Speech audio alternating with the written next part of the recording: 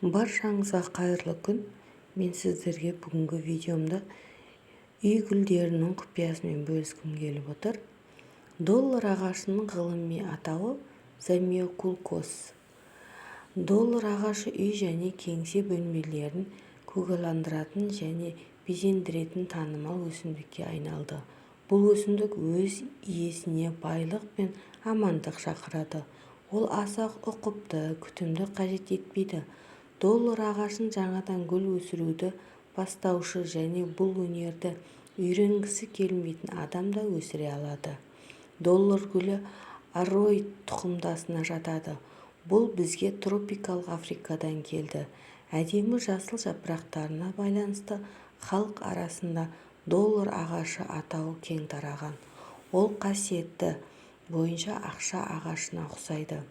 Бұл өсімдік ылғалды сабағының жапырақтарының және тамырының ішіне жинап қойып, оны ары қарай қажеттілік туындағанда қолданады. Соның себебінен құрғақшылық кезеңді ұзақ өмір сүре алады. Доллар ағашының жапырақтарына өте әдемі әрі етті болып келеді.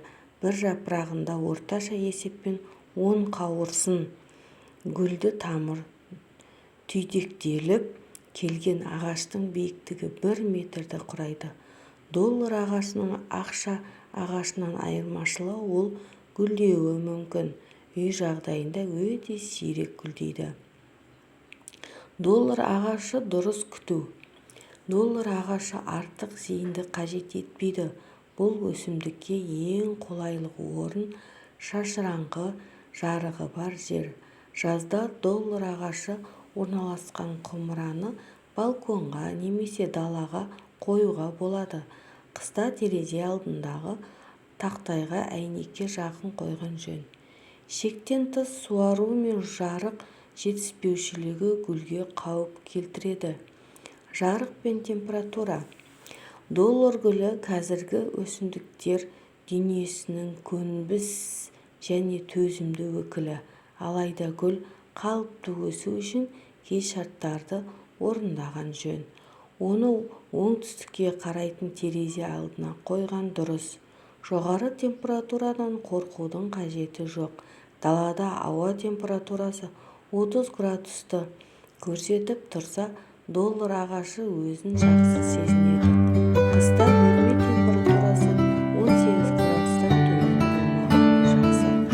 Төмен температураларында доллар гүлі ауырып қалуы әбден мүмкін. Сіздермен және бір лайфқа бөлісе кетейін. Доллар гүлдің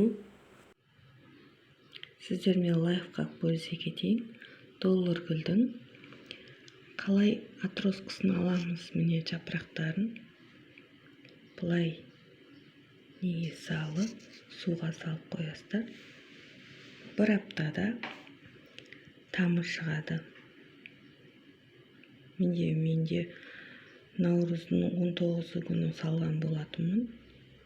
Уже нелер шығып жатыр, атроскалар, тамыр шығып жатыр.